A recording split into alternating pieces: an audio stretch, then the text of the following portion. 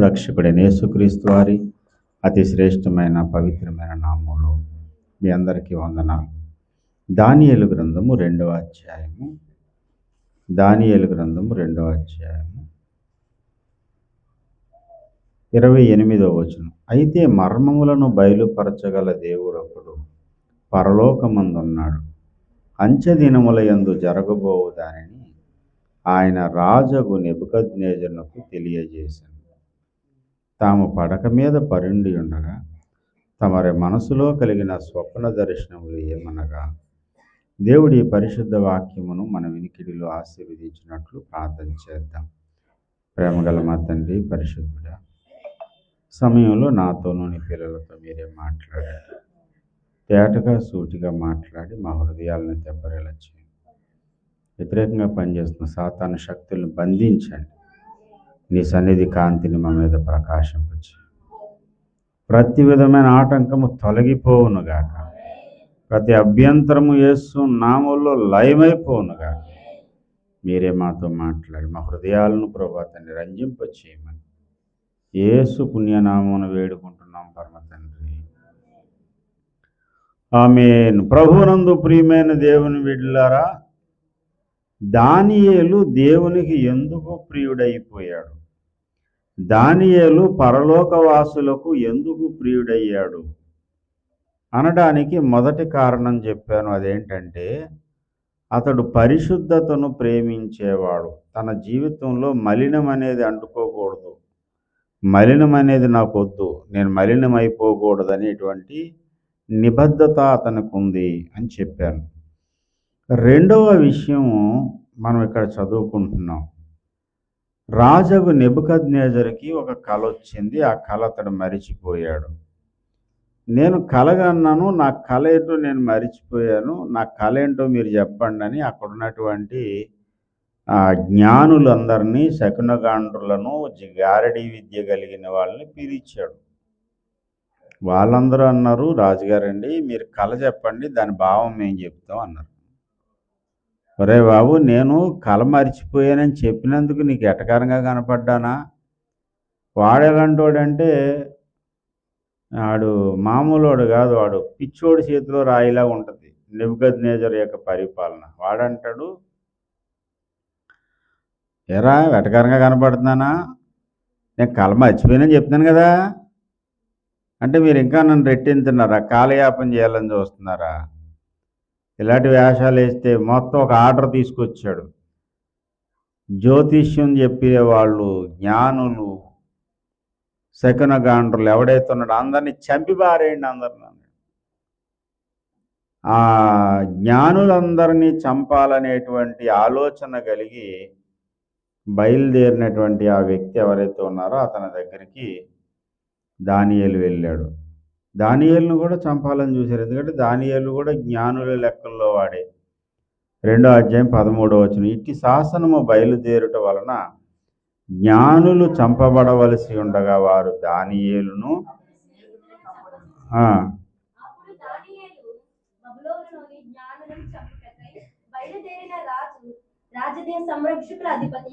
రాజదేహ సంరక్షకుల అధిపతియగు అర్యోకు దగ్గరకు పోయి, బాబు మీరు చంపాలనుకుంటున్నారు కదా జ్ఞానులందరినీ, ఒక చిన్న అవకాశం ఇవ్వండి. ఏంటి అవకాశం అని అంటే, కొంచెం గడువు కానీ మాకు ఇస్తే. ఏమని దానియేలు అతన్ని అడిగాడంటే, రాజునొద్ద నుండి ఆజ్ఞ ఇంత త్వరగా వచ్చుట ఏమని దానియేలు రాజు యొక్క అధిపతి అయిన అర్యోకు అర్యోకు ఆ సంగతి దానియేలుకు తెలియజెప్పాను. అప్పుడు దానియేలు రాజసన్నిధికి పోయి,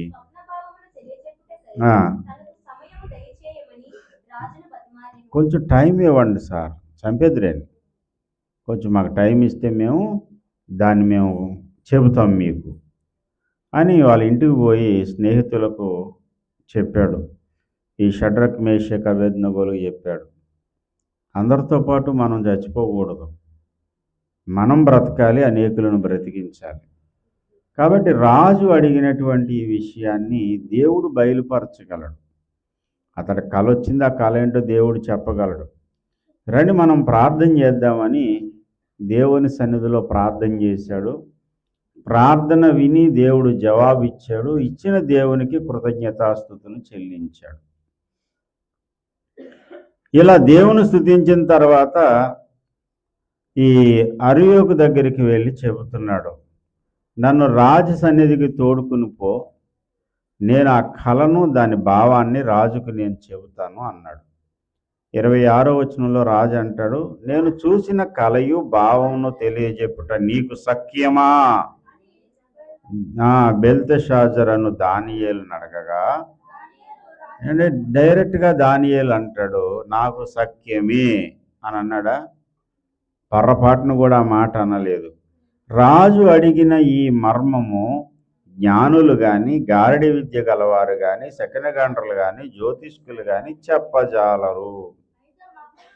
అయితే మర్మములను బయలుపరచు దేవుడొకడు. హల్లెలూయా. రాజు దగ్గరికి వెళ్ళి నేను కలభావం చెప్తానంటే ఈ అర్యోకు అంటాడు కదా, చెరపట్టబడిన యూదులలో నేను ఒకరిని కనుగొన్నాను, రాజు యొక్క కళను దాని భావాన్ని చెప్పడానికి అతడు సమర్థుడని రాజు సన్నిధికి తోడుకుని పోయాడు. ఓహో, నువ్వు చెప్తావా? నా కలభావం చెప్పడానికి నీకు ఆ జ్ఞానం ఉందా అనగానే ఈయన అంటాడు, రాజుగారు అడిగింది చాలా కఠినమైందండి, అది ఏ శకునగాండ్రులు ఎవరో చెప్పలేరు, కానీ ఈ మర్మమును బయలుపరిచే దేవుడు ఒకడు ఆకాశమందు ఉన్నాడు. అంటే ఇక్కడ తనకి దేవుడు సామర్థ్యం ఇచ్చాడు, కానీ తన సామర్థ్యాన్ని తన శక్తిని బయటికి చెప్పకుండా అనువుగాని చోట కూడా దేవుని మహిమపరిచాడు దానియేలు. దేవునికి ఎవడు ప్రియుడవుతాడో తెలుసా? అన్ని చోట్ల దేవుణ్ణి హెచ్చించేవాడు. దేవునికి స్తోత్రం. దేవుణ్ణి ఎత్తి పెడతాడు ఎక్కడైనా సరే. ఆయన హెచ్చవలసి ఉన్నది, నేను తగ్గవలసి ఉంది. మరి ఏమనుకుంటున్నారు? నాకున్న టాలెంట్ మామూలుది కాదు సార్, నేను ఎంత నిమిషంలో చెప్పేస్తాను రా అని చెప్పు. అతిశయము అహంభావము కలిగిన వాడు ఏనాడు దేవునికి ప్రియుడు కాలేడు. పరిశుద్ధతను ప్రేమించేవాడు దేవునికి ప్రియుడవుతాడు. దీనత్వము కలిగిన వాడు దేవునికి ప్రియుడవుతాడు. స్తోత్రం. దీనత్వం ఉన్నవాడు తనకిచ్చిన దేవుని సామర్థ్యాన్ని దాచుకుని దేవుని హెచ్చిస్తాడు. నేను టాలెంటెడ్ పర్సన్ అండి, నేను ఏదన్నా చేయగలను, నాకు ఏమన్నా వచ్చని తనకున్న తలాంతులు బయట పెట్టాలని చూడడు. తనకిచ్చిన తలాంతులను ఏ దేవుడైతే ఇచ్చాడో ఆయనను హెచ్చించాలని చూస్తాడు. ప్రియమైన దేవుని బిడ్డలారా, నువ్వు ఏ స్థలములో ఉన్నా, నువ్వు ఏ ప్రాంతంలో ఉన్నా, ఏ ఉద్యోగం చేస్తున్నా, ఏ జీవనోపాధి చేస్తున్నా, నీవున్న స్థలంలో, నీవున్న స్థానంలో దేవుణ్ణి హెచ్చించాలని చూడు. దేవునికి స్తోత్రం. దేవుడు సమర్థుడు, దేవుడు బయలుపరచగలడు, దేవుడు చేస్తాడు అని దేవుణ్ణి హెచ్చించేటువంటి వ్యక్తి హెచ్చింపబడతాడు. 47వ వచనం చదవండి. మరియు రాజు, ఈ మర్మమును బయలుపరచుటకు నీవు సమర్థుడవైతివే. నేను సమర్థుడని చెప్పుకున్నాడా? చెప్పుకోలేదు. మళ్ళీ పైగా 30వ వచనం, ఇతర మనుషుల కంటే నాకు విశేష జ్ఞానం ఉండుట వలన ఈ మర్మము నాకు బయలుపరచబడలేదు. రాజుగారు మీకు ఆ భావం తెలియజేయాలని దేవుడు అనుకున్నాడు గనుక ఆ విషయాన్ని దేవుడు దాన్ని తెలియజెప్పాడు. నేను సమర్థుడని దేవుడు నాకు చెప్పలేదని తను తగ్గించుకుంటూ ఉన్నాడు. నేనేమీ కాను అంటాడు. అలాంటి వ్యక్తినే దేవుడు గుర్తిస్తాడు. దేవునికి స్తోత్రం కలుగునగా. హల్లెలూయా. తాను తగ్గించుకునేవాడు హెచ్చింపబడును. కొంతమంది తగ్గించుకునే వాళ్ళు చాలా ఫూల్స్గా కనపడతారు. కేఏ పాల్ గారిని ఎంత ఆడేసుకున్నారంటే పనికిమాలిన మీడియా ఛానల్స్ వాళ్ళు కూడా ఆయన్ని ఆడేసుకున్నారు. పెద్ద పెద్ద మీడియా ఛానల్ కాక చిన్న చిన్న మీడియా ఛానల్, ఏదో యూట్యూబ్ ఛానల్ పెట్టుకుని 4-5 సంపాదించుకున్నాడు. వాడు కూడా ఆయన్ని చాలా గేలి చేశారు. ఇప్పుడు మళ్ళీ వరుసటి పాట పాడుతున్నారు అందరూ. కేఏ పాల్ గారికి అరుదైన గౌరవం దక్కింది. ఆయనకి ఇప్పుడు దక్కడం ఏంటి? ఎప్పుడు కూడా ఆయన సెనేటర్స్ ఎవరైతే ఉంటారో, చట్టసభలు ఎక్కడైతే ఉంటాయో ఆ చట్టసభలో ఆయన పీస్ మేకర్గా, శాంతి దూతగా ఆయన ప్రసంగం చేస్తాడు. సభ ఏర్పడి కొత్త అధ్యక్షుడు వచ్చిన ప్రతిసారి ఆయన పిలుస్తారు. సభలోకి అనేక సార్లు వెళ్ళి ఆయన ప్రార్థన చేస్తాడు. ఆయన సభలో అడుగు పెట్టగానే చట్టసభలో అందరూ లేచి నిలవబడ్డారు. ఆయన ప్రసంగించినంతసేపు ఒకడో కూర్చోలేదు, అందరూ నిలబడ్డారు అలాగంతే. ఆయన లెవెల్ ఏంటనంటే అసలు డొనాల్డ్ ట్రంప్ సెకండ్ టైం ఓడిపోవడానికి కారణం ఈయనే. డొనాల్డ్ ట్రంప్ నెగ్గకూడదని ఆయన మీద పుస్తకం రాసి రిలీజ్ చేసి అమెరికాలో ప్రచురించాడు కేఏ పాల్ గారు. కానీ ఇప్పుడు మళ్ళీ ఈ మూడోసారి మళ్ళీ ఎలక్షన్లో గెలిచాడు కదా, మళ్ళీ ఆయన పిలిచారు. అంటే అతని లెవెల్ ఏంటో చూడండి. అక్కడ అతన్ని మొత్తం పిచ్చోడిని చేసేసారు మన ఆంధ్ర రాష్ట్రంలో. తగ్గించుకుని ఏదో పాపం ఆయనకి ఇంకేదో వస్తుంది మన నోటికి వచ్చింది మాట్లాడేశారు. ఇంకా అక్కడ ఉన్న ఆ లెవెల్ వేరు, ఆయనకున్న ఆలోచన వేరు, ఆయనకున్న మేధావి, ఆయనకున్న జ్ఞానం వేరు. సుప్రీంకోర్టులో కేసు వేసి, హైకోర్టులో కేసులు వేసి లాయర్ని పెట్టుకోడు, ఈ నెల్లు వాదింతాడు. ఒక విషయం చెప్పాలంటే మన జీవితంలో జరిగింది, దాని డేట్లు మర్చిపోతాం. ఎప్పుడో కానీ అవి జరిగిందండి లేదా ఏదో కానీ అంటుంటాం మనం. అలా కాదు, ఆయన ఎప్పుడు జరిగిందో డేటు, దాని సంఖ్య, దాని ధనము, దాని బడ్జెట్ మొత్తం చకచక అసలు ఆయన స్క్రిప్ట్ ఉండదు ఆయన దగ్గర. చూసారు ఎప్పుడన్నా? టకటకటకట అని చెప్పేస్తుంటాడు అంతా. వాళ్ళు అడిగింది చెప్పడు, ఇంకోటి చెప్తాడు ఆయన. ఇలా పిచ్చెక్కిపోద్ది దెబ్బకి. నిన్న ఒక యాంకర్ అడుగుతుంది, మీరు అరుదైన గౌరవం దక్కింది కదా, మన ఆంధ్ర రాష్ట్రంలో మిమ్మల్ని అంతగా గుర్తించట్లేదు కదా, మీరు ఎలా ఫీల్ అవుతున్నారంటే, యేసు ప్రభు 2000 సంవత్సరాల కిందట ఈ లోకానికి వచ్చాడు, ఆయన తన పరిశుద్ధమైన రక్తాన్ని కార్చాడు, ఆయన ద్వారానే పాప విమోచన. ఆవిడ అడిగింది చెప్పట్లేదు, ఈయన సువార్త చెప్తాడు. పిచ్చెక్కిపోతుంది వీళ్ళకి. మొత్తం ఆయన పిచ్చోడిని చేశారు. ఇప్పుడు ఈ పిచ్చి ఛానల్ అందరూ కూడా పిచ్చెక్కిపోయి ఇప్పుడు ఏమన్నారు తెలుసా? కేఏ పాల్ మామూలుడు కాదు. నేను ఇదే విషయాన్ని మీకు జ్ఞాపకం ఉందో లేదో, వీళ్ళందరూ కోడై కోస్తున్నప్పుడు పిచ్చోడు అంటున్నప్పుడు నేను అన్నాను, మీకు జ్ఞాపకం ఉందా? ఆయన పిచ్చోడు కాదురా బాబు, ఆయన సంగతి మీకు తెలియదు, ఆయన మామూలు వ్యక్తి కాదు, దేవుడు చాలా ఉన్నత స్థానంలో ఉంచాడు. ఒక ఎమ్మెల్యే ఎంపీతో మాట్లాడడానికే భయపడతారు. అగ్రరాజ్య ప్రెసిడెంట్ ఈయన వస్తున్నాడంటే వణికిపోతాడు, వంగి నమస్కారాలు పెడతాడు. ఏం లెవెల్ చూడండి అసలు. వీళ్ళని ఎవడన్నా రానిస్తారా? సెనేటరియన్ సభలోకి రానిస్తారా ఎవడన్నా? ఈయన విమర్శించిన మీడియా ఛానల్లో రానిస్తారా? పైగా అతను ఎన్ని కోట్ల రూపాయలు ఆస్తుందో ఆయనకే తెలియదు. ఎన్ని ఆస్తులు ఉన్నాయో ఇప్పుడుకొచ్చి ఆయనకి తెలియదు. అన్ని ఆస్తులు ఉన్నాయి. అలాంటి పిచ్చోడుగా చూస్తారు. నేను ఒక మాట చెప్తాను, దాబర రేకుల్లో ఏదో చిన్న షెడ్డు మనకి హైదరాబాద్లో, అయ్యగారు పెద్ద ఏం కనిపించడు. ఏముంది సార్, ఆయనకి పెద్ద చర్చి లేదు. సమాజం దృష్టిలో దీనత్వంగా ఉన్న వాళ్ళుగా ఉంటారు, కానీ వాళ్ళు మామూలు వాళ్ళు కాదు సార్. ప్రపంచాన్ని శాసించేవారు అవుతారు. దేవునికి స్తోత్రం కలుగునుగా. ఆనాడు దానియేలుకి ఎలాంటి జ్ఞానము దేవుడిచ్చాడో ఈ దినం ప్రవక్త ఓఫీర్ గారికి అటువంటి జ్ఞానం ఉంది. కానీ చూడడానికి ఎలా కనపడుతున్నాడు ఆయన? ఏముందండి, ఆయన పెద్ద చర్చి ఉంది, ఆసియాలో అతిపెద్ద చర్చి, ఈయనకేదో చిన్నగా గుడిసెలా ఉంది. ఇప్పుడు కూడా అయ్యగారిది రేకు చెట్టు కూడా కాదు అది. పైనేమో తరపాలిన బరకల్ లాంటిది వేసి ఏదో వేశారు, కిందనేమో ఎదురు తడకలు లాంటివి వేశారు. తడకల మీద బరకం వేసారు. తడకల మీద బరకం చూడడానికి దీనంగానే కనపడతారు. ఎందుకనంటే దానియేలు కోటలో భక్తులందరూ కూడా ఎప్పుడు ఏం చేస్తారంటే, ఆయన హెచ్చవలసి ఉన్నది, నేను తగ్గవలసి ఉన్నది. కేఏ పాల్ గారు కూడా ఎవరితో మాట్లాడకుండా పెద్ద బిల్డప్లు ఇచ్చుకుంటూ వెళ్ళాడు అనుకోండి, వీళ్ళందరూ ఒంగొంగి నమస్కారాలు పెడతాడు. ఆయన అందరితో కలిసిపోతాడు. ఎవరన్నా రోడ్డు పక్కన టీ ఉంటే టీ తాగేస్తాడు రా అని చెప్పి భుజం మీద చేసి సెల్ఫీ ఇచ్చేస్తాడు. అందరికీ కూడా అందరితో కలిసిపోతాడు. ఆయన కలిసిపోయి కూడా అందరూ ఎలా కనపడతారంటే తిక్కలోల కింద కనపడతారు జనాలకి. ఏం చేయాలంటే డిస్టెన్స్ మెయింటైన్ చేయాలి.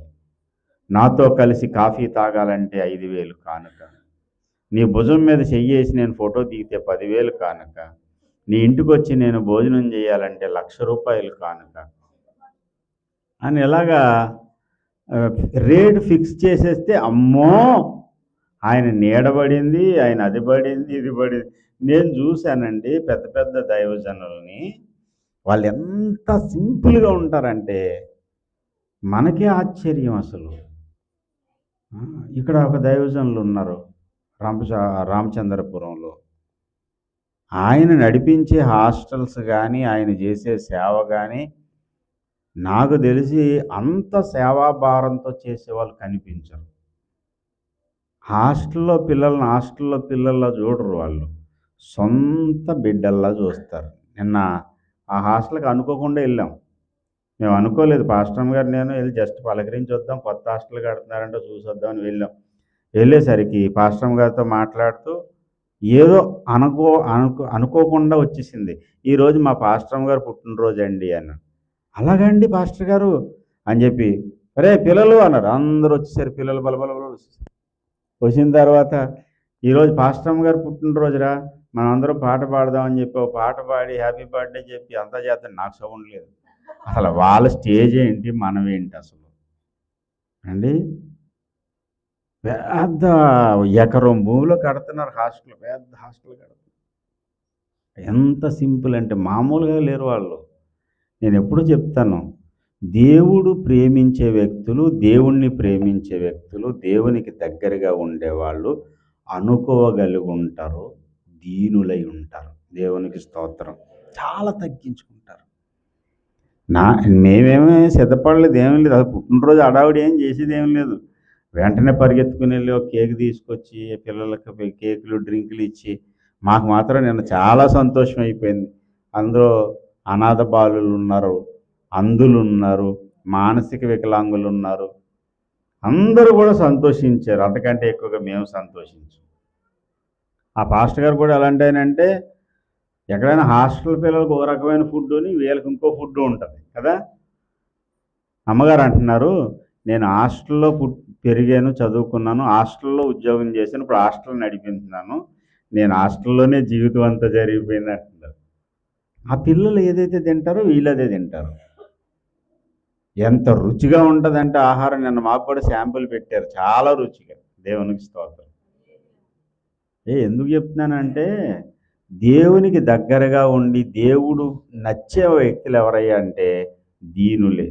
ఇంత లేదని, ఇంత ఉందంటే ఇంత బిల్డప్ ఇస్తారు. ఎందుకు వచ్చిన బిల్డప్? నేను మామూలు కాదు. ఏటది బిల్డప్? అవసరం అంతా?